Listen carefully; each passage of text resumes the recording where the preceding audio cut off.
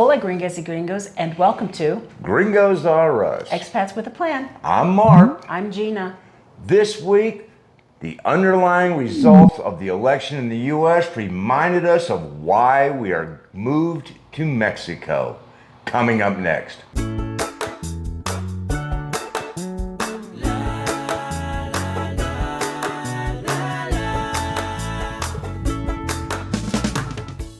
And welcome back. Yes, the results of the recent election in the United States brought back the feeling and memories of why we made a decision to come to Mexico 2 years ago. And in full transparency, it wasn't just the election results or even the temperature of the people in the country. And it didn't really depend upon who won the election. No. And that the result itself were not the reason. It was the reaction. The temperature of people on both sides was so volatile. But in addition to, we had already been looking at our finances and we're going, can we really survive on just Social Security? Inflation has hit the entire planet, and there's no denying that. But we were really struggling with wrapping our head around a budget where we just lived on Social Security. We didn't have pensions. The little wee bit of money that we had living paycheck by paycheck for years was not enough in a 401k to even make it a year. No.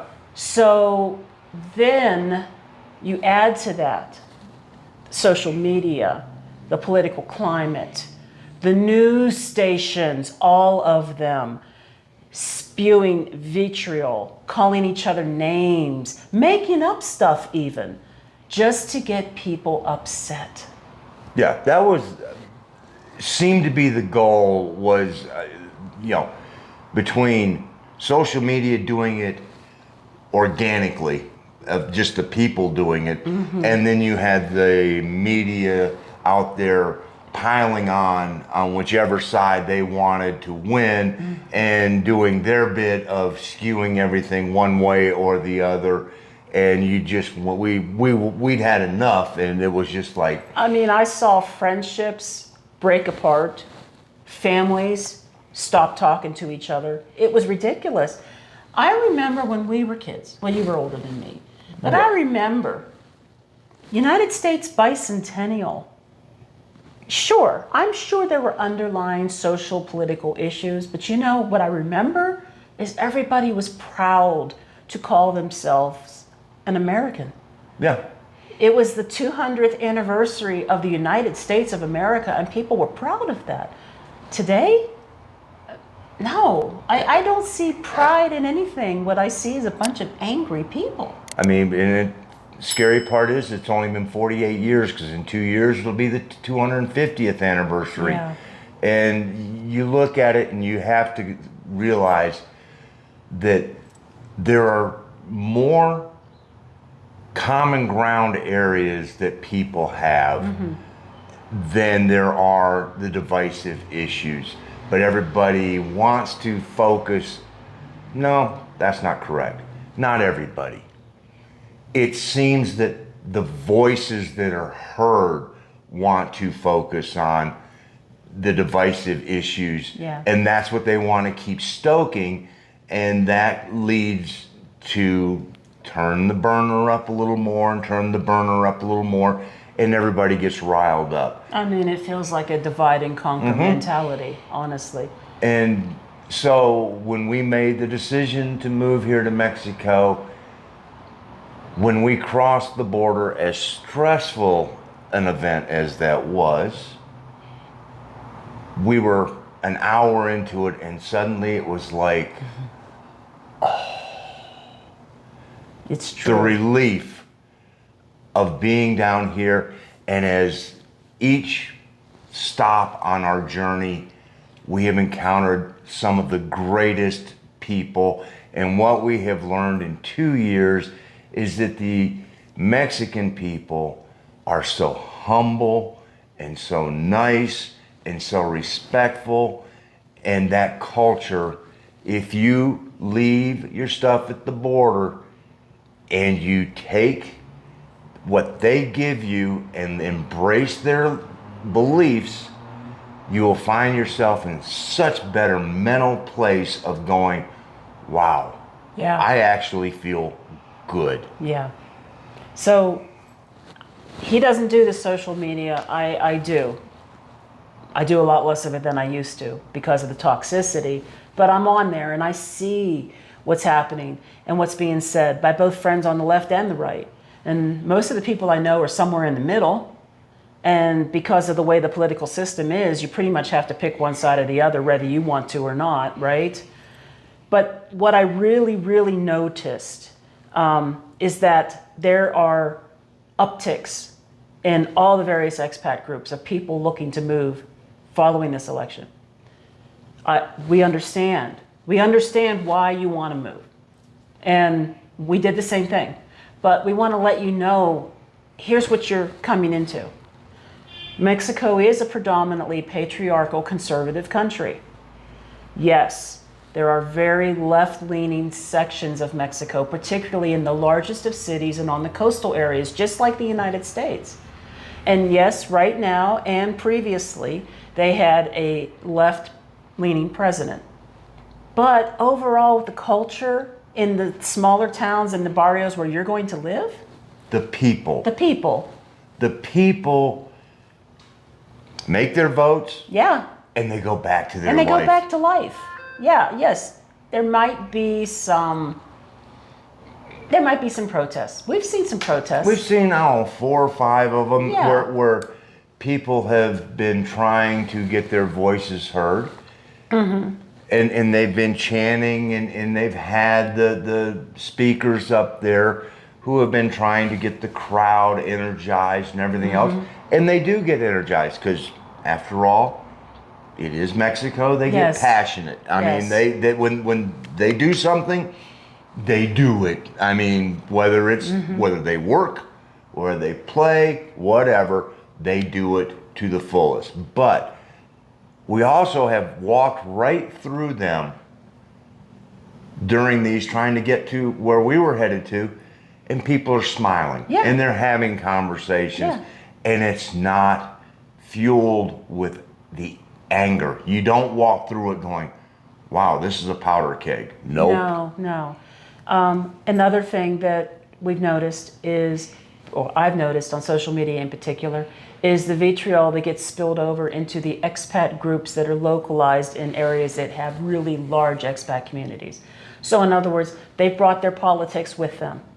And guess what? They're just as miserable now as they were where they came from, because they brought all that baggage with them. Leave it at the border, guys. I'm telling you, you will feel so much better and so happier if you just come here as a new adventure and embrace the culture that already exists. Well, because if you don't, you're adding another stress level to it, because you're not going to change what's down here. They do it the way that they do it, and it works very effectively. And you don't want to make, and I know I sure don't want you to make, Mexico like the U.S. I prefer Mexico as Mexico, because the Mexican people are phenomenal. And we know that some of you are going to want to bring up immediately a hatred for Gringos or gentrification. Look, we understand. We have occasionally seen an anti-Gringo sentiment, but most of the time, no. We've been embraced, welcomed, and we've made a lot of friends. We even got adopted by a family in Veracruz. So no, it's not everyone. In fact, it's mostly not everyone. It is a small minority. Small minority. And gentrification is such a multi-layered onion of a problem that there are so many different layers to it that you can't just look at it and go, it's all on the Gringos. The one thing that you can put it on is the greed. That is the common denominator amongst all of it. Yes. When the prices start to go up and things start to get expensive, somebody's making money somewhere. Most of the time, the properties that we have rented have been owned by Mexicans. Just saying. And they're making a buck on it. They see an opportunity to make some money on an investment property, and someone is paying it. So are the Gringos responsible for some of it? Sure, because we're paying it. We're part of that, one of the layers. But we're not the ones who caused the availability of these properties at the rate that they're being charged. Well, So- and then toss in Airbnb because they keep raising their fees. Airbnb, and I just confirmed with the host in our current location exactly what the rents would be where we are. And yes, again, confirmed, it is double with Airbnb. Mm-hmm. So honestly, again, the climate, we were talking about it this morning and we recognized it. It felt like deja vu. Yep. It just sort of brought it all back. And the nice part is it was only a fleeting moment of, oh, this is not good. No. Because And then it was like, oh, but we're sitting here in Centro in Pueblo with the view of the cathedral going, okay. yeah, we're about to hit the streets of Puebla, and we can tell you right now, it has been extremely pleasant here, and we're in a large city, and it's been pleasant. People here are pleasant. Yeah. And so if you're considering doing it, the best advice we have for you, A, make a plan. You can't do this off the cuff. You really have to have a plan. To that point, a lot of the new posts that I'm seeing on social media are people just coming to a Facebook group and asking the simplest of questions without having ever done any research at all. And because people are not happy and they're not kind, people are laughing at them and giving them false information. Some of them are being helpful, but a lot of them are just saying, do your research. Or they're just saying rude things because of what you just said. And if you want to do the research, we have over 50 videos on what it took for us to get from the U.S. to legal immigration status here in Mexico. And hopefully those can give you a little bit of a guide as to how to get down here. Yeah. But do your planning. Yeah, we have videos on successes and we have videos on curveballs. Oh, and we had plenty of curveballs. Yes, we did. And so do your homework and change the attitudes when you hit the border. Boy, that's important. That is the whole key. Otherwise, you're not fleeing something, you're bringing something.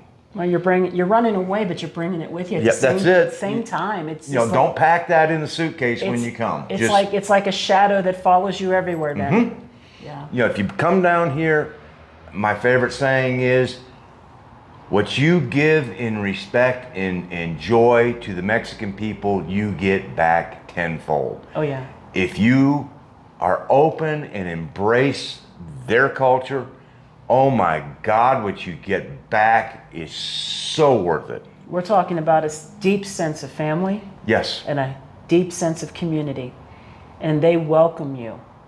And we're not talking people who are just giving lip service to, oh, please, come back, da-da-da-da. No, we've had honest pleas of, hey, anytime you are in the area, you are always welcome. Come here, and we welcome that so much because that is a joy.